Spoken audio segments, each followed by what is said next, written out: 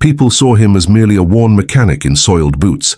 Yet when an ambulance faltered in the midst of a crisis, he abandoned all else and dove beneath the hood, jeopardizing his position to preserve a life.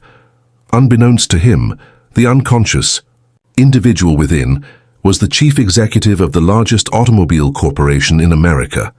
The events that unfolded next rendered a whole city in silence, left a company in turmoil, and confronted one modest individual with a reality far more significant than wealth. This is the true account of events. Before we dive in, please give this video a thumbs up and share your location in the comments. Your support enables us to share more impactful narratives. Let us commence. The sun beat down relentlessly on Houston, Texas, and Daniel Knox had gone without food since the break of day. Grease adhered to his fingers, sweat permeated his dark blue coveralls, and his boots showed signs of wear from a decade spent navigating beneath malfunctioning engines. He toiled at a modest garage on the outskirts of town, a spot where individuals arrived when they were in dire straits and had exhausted all alternatives. Daniel always kept his desires simple. He tackled challenges that others deemed insurmountable, always welcoming those in need, regardless of how daunting the task appeared. On that sweltering afternoon, a blaring siren shattered the stillness. A siren wailed as an ambulance careened into the garage's parking lot, finally coming to a halt with a sputter. The rear doors burst open. A desperate paramedic leaped from the vehicle, urgently declaring that they had lost power on the way, and there was no time to spare. Within the room lay a woman, her complexion ashen and her body unresponsive, while a monitor beside her flickered with chaotic urgency. Each moment was crucial. Daniel moved forward without a moment's doubt. He hurried to the front of the ambulance, lifted the hood, and plunged in without a moment's hesitation. Oil sizzled, steam erupted, and perspiration dripped into his eyes, yet he persevered. The alternator was completely ruined, and the wiring appeared as if it had been gnawed on by the relentless passage of time. Yet he navigated with meticulous skill, reconfiguring, mending, and bypassing the system with bits and pieces salvaged from the workshop. It wasn't flawless, but it would function. Indeed, it happened. In just 6 minutes, the ambulance sprang back to life with a powerful roar. The paramedics exclaimed in shock, quickly loaded up and sped off toward the hospital. Daniel remained in place, his chest rising and falling rapidly, hands shaking, heart racing. He was taken by surprise at the lack of applause. He had no desire for money. He had acted in a manner befitting a good individual. Yet within the confines of the garage, his superior, Greg Tiller, observed intently. A towering figure with piercing eyes and a frigid demeanor, Greg strolled out deliberately, arms folded across his chest.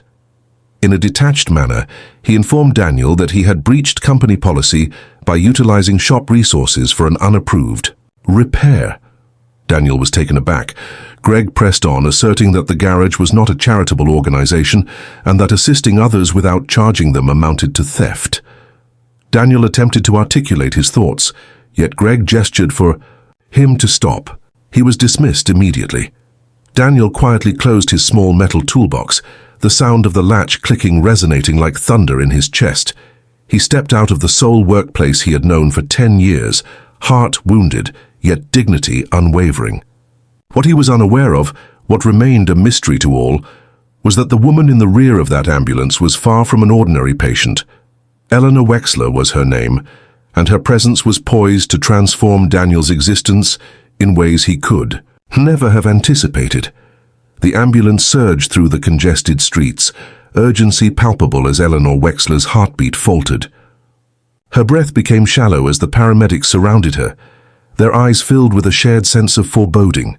Her true identity remained a mystery to everyone around her, from the nurse meticulously adjusting her IV to the driver desperately hoping to turn every red light into green.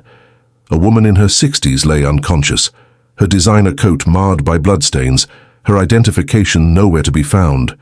Her lips were a shade of blue, her skin felt damp and cold. Yet Eleanor Wexler was anything but conventional. She held the position of CEO at Titan Motors, which ranks as the fourth largest car manufacturer in the United States. Merely 12 hours prior, She found herself in a boardroom downtown, articulating strategies for a groundbreaking electric engine. Her company's stock was on the rise. Reporters tracked her every step. She commanded respect from executives and earned admiration from Wall Street. Yet no one could have foreseen that a blood clot would journey to her lung that morning, causing her breath and body to falter in the midst of a private lunch. Her team was thrown into a frenzy, dialing 911 as the ambulance sped away, only to come to a halt midway through the city until an expert intervened. His face would remain a blur in her memory, at least for now. As she gradually opened her eyes later that evening in the ICU, her breath steady and measured through the oxygen mask, the doctor shared words that would linger in her mind for all time. Fortune smiled upon you. The ambulance malfunctioned. A gentleman at a nearby garage repaired it in no time. Without his influence, your presence would not be felt here. Her fingers danced restlessly. Her eyes fluttered twice. Something about that line dug deep into her heart. She dedicated her life to crafting engines, constructing machines and transforming the way cars operated. And now, an unknown mechanic had come to her rescue. The following morning, still feeling fragile, Eleanor insisted her assistant find that garage. In just a few hours, she had a name, Daniel Knox. It was a sound she had never encountered before. There existed no social media presence, no interviews conducted, not even a trace of a LinkedIn profile. This document reflects a decade of steady dedication at a humble establishment located on the city's periphery. She asked for a phone call to express her gratitude to him. At that moment, her assistant came back, appearing quite uneasy. "Ma'am," he spoke with caution. He was let go. As soon as he completed the repairs on the ambulance, a look of concern crossed her face. Let go. Indeed, his supervisor claimed he improperly utilized company resources and violated regulations. Eleanor's fingers tightened beneath the covers. A man had risked everything to save her life, only to find himself facing the harsh reality of unemployment as his reward. She asked for no additional meetings that day. Silence on the media front. No incoming calls, only quietude. Thoughts surged through her mind. In that moment, Daniel found himself at home in his modest two-bedroom rental, his gaze fixed emptily on the wall. Maria gently massaged his back, her eyes heavy with concern. Stacks of bills cluttered the counter. Their daughter's school tuition was due next week, and Daniel, typically resilient, appeared more shattered than a worn-out machine part. Unbeknownst to him, the woman he had aided was very much alive, aware of his name and on the verge of entering his life, not to express gratitude but to pursue a purpose. The sky hung heavy with clouds the day Eleanor Wexler emerged from her sleek black town car, her figure still mending, her pace measured yet undeniably authoritative. She donned dark glasses and a navy coat that nearly swept the ground. Her security detail suggested accompanying her to the garage's front office, but she dismissed them with the poise of someone accustomed to traversing any challenge on her own. From tense board meetings to critical surgeries, Eleanor had encountered challenges far greater than a dilapidated auto repair shop. The chime above the garage door rang softly as she entered the space. Harold Griffin, the manager, glanced up. From his paperwork, his irritation evident at the disruption, he failed to recognize her. To him, she was merely another patron in heels, likely inquiring about an oil change or tire rotation. With a weary sigh, he shifted his stained cap and made his way forward.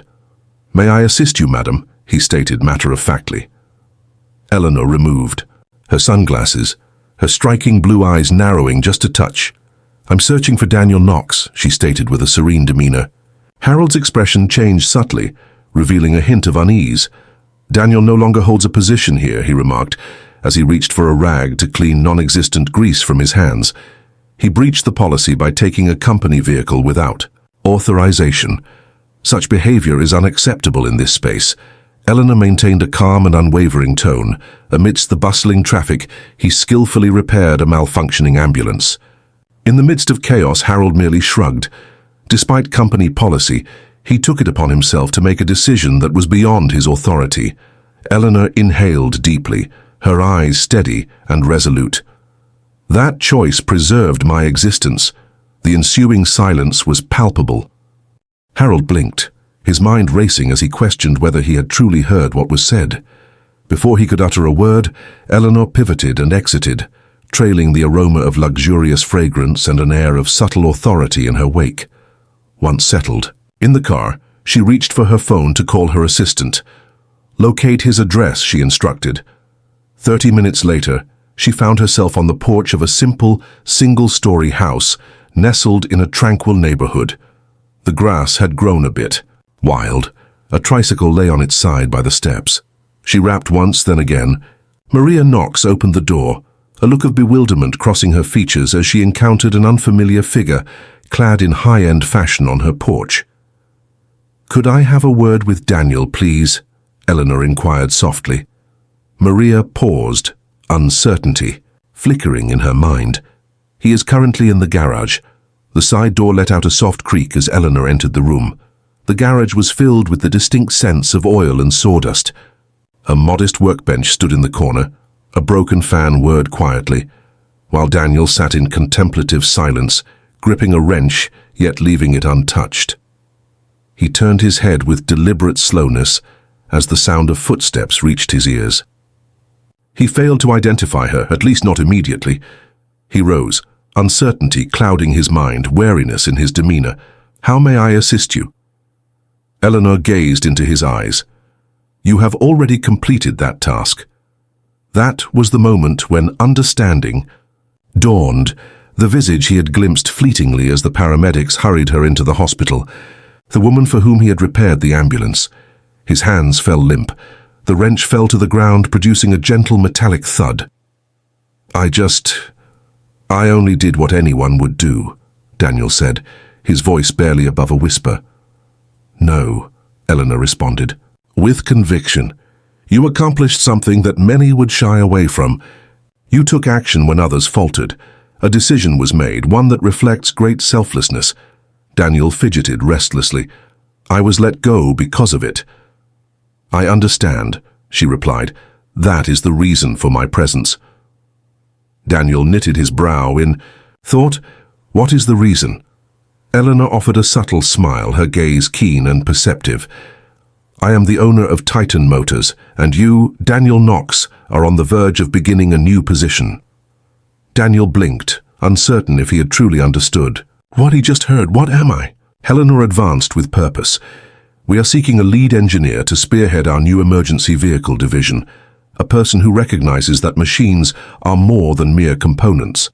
They serve as essential connections, a person who understands the importance of genuine emotion over mere instruments." Daniel remained motionless, thoughts swirling, heart racing. A week ago, he was tightening bolts in an overlooked garage. Before him stood the CEO of one of the largest car companies in the EE nation, presenting an opportunity he had never envisioned. Daniel remained frozen, the atmosphere thick with the gravity of Eleanor's statement. Just moments ago, he had been a mechanic who felt overlooked, abandoned by the very system he endeavored to support. Now the woman he had unknowingly rescued was presenting him with an opportunity to reshape it all. He parted his lips to utter a word, yet silence enveloped him. Eleanor lingered with quiet anticipation. She had witnessed this response previously, not from mechanics, but from board members presented with the chair they never imagined they would attain. The jolt, the pause, the trepidation of aspiration. "Are you asking me to collaborate with you?" Daniel finally inquired, his voice scarcely rising above a whisper. Eleanor responded, "I don't want you to merely work for me. I urge you to take the helm, to craft the fleet that will transport lives to safety. You demonstrated an ability to look past regulations when they let individuals down. That is the essence of true leadership." Maria entered the garage with a hushed demeanor, her eyes filled with wonder, her hands betraying a slight tremor. Every word reached her ears from the kitchen window.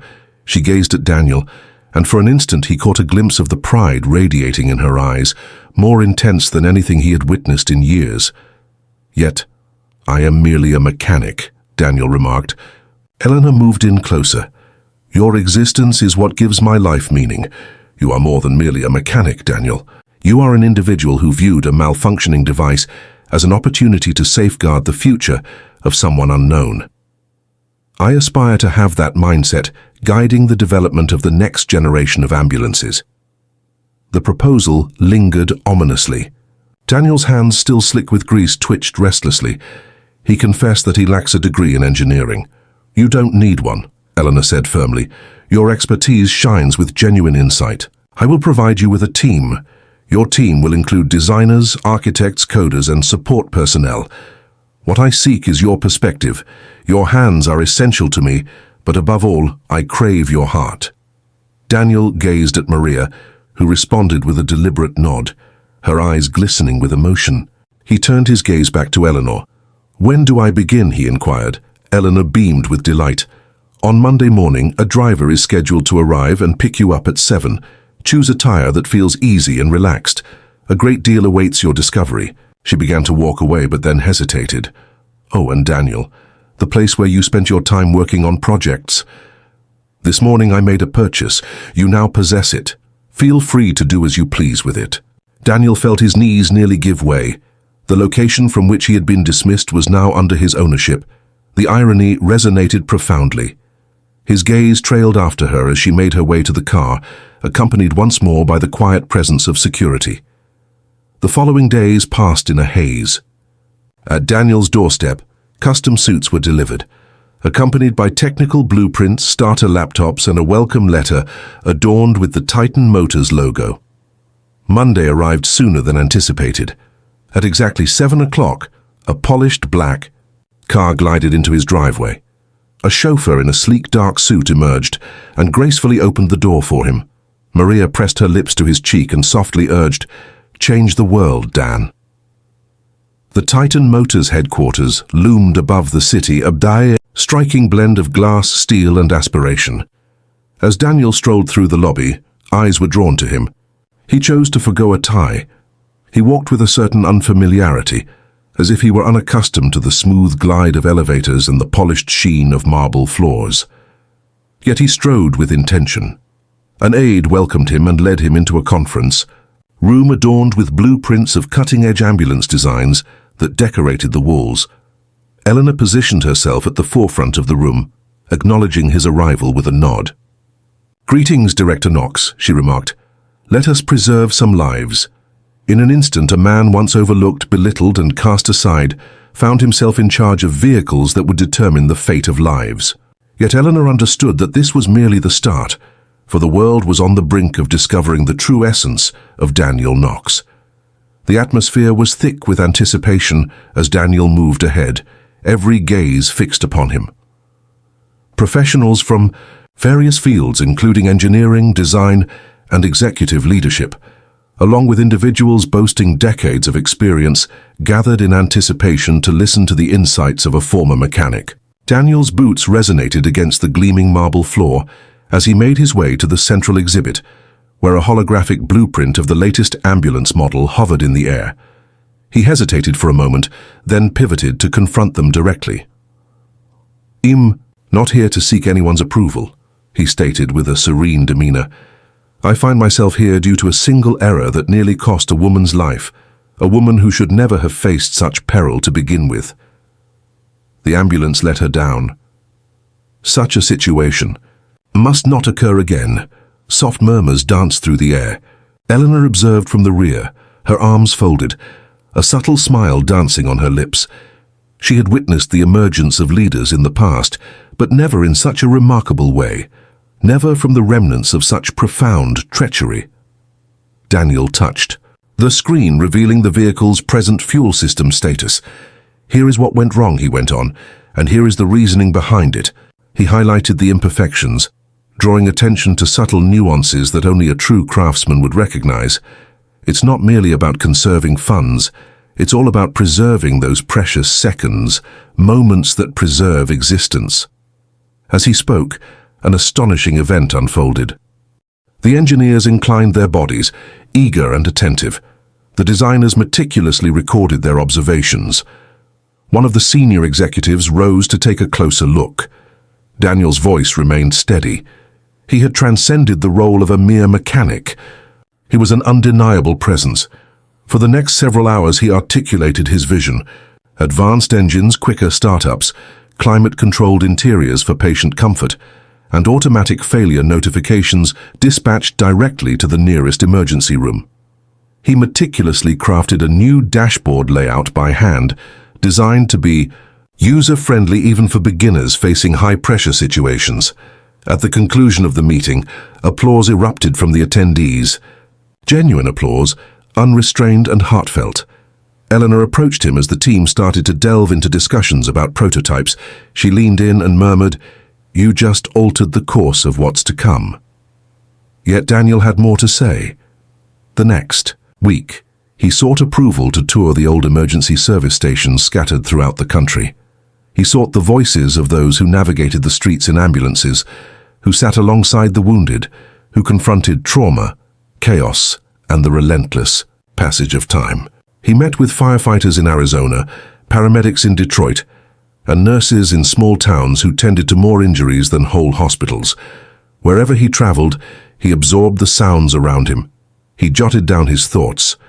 Each night, he reached out to Titan headquarters, sharing fresh concepts, genuine ideas inspired by true heroes. It wasn't long before the media caught wind of him. A headline announced, "Titan Motors brings on a former mechanic to transform emergency vehicles." Initially, the audience found it amusing. Then they observed. And when Eleanor held a press conference, for Daniel the world fell silent. He positioned himself before the cameras, one hand gripping a blueprint while the other clutched a shattered oxygen valve. "This nearly resulted in a fatality," he remarked. "It shall not occur again, not while I'm here." Social media surged dramatically. Hashtags such as Cronish Mechanic, Miracle, and Director Knox began to gain traction.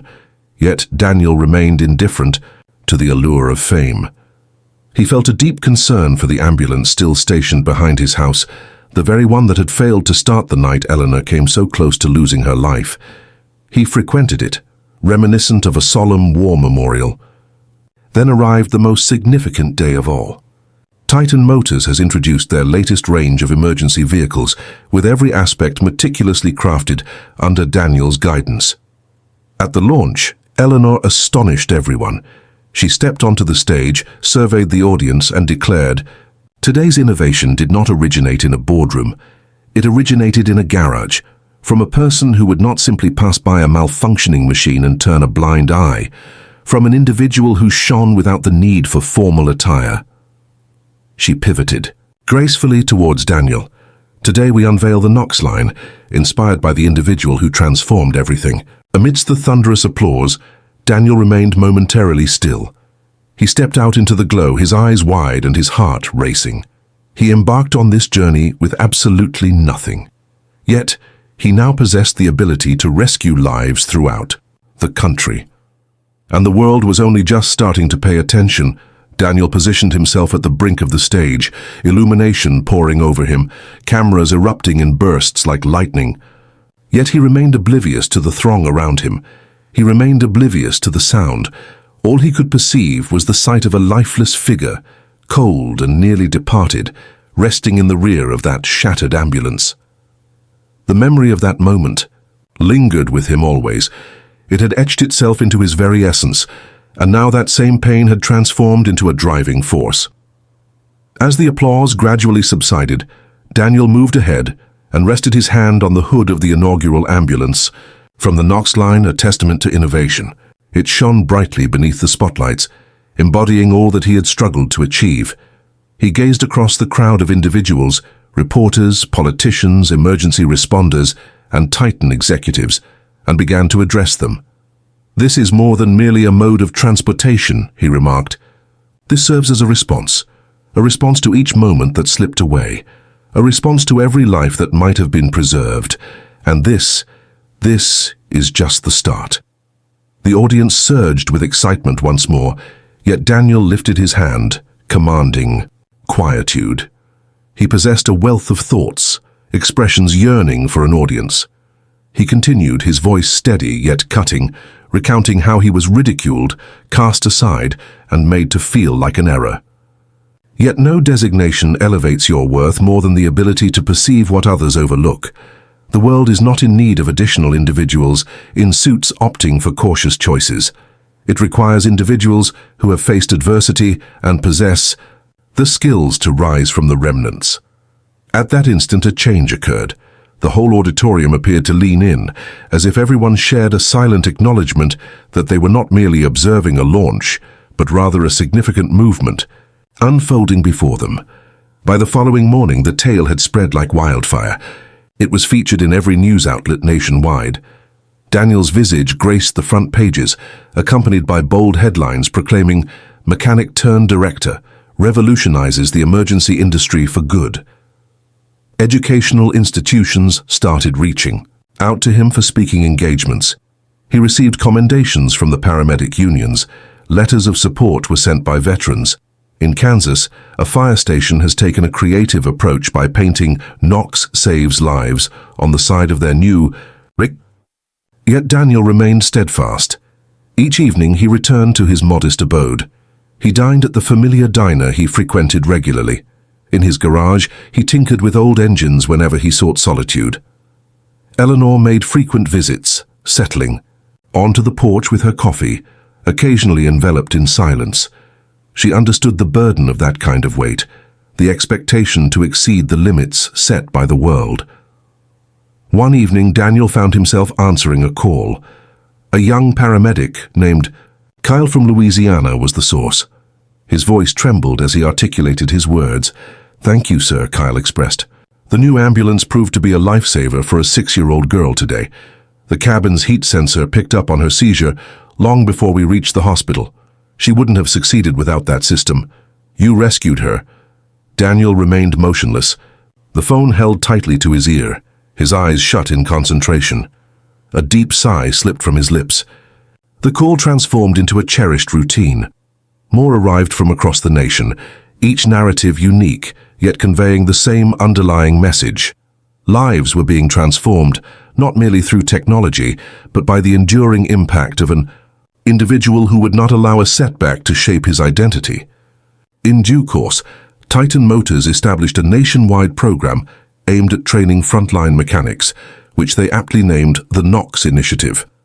Daniel took it upon himself to lead the inaugural class.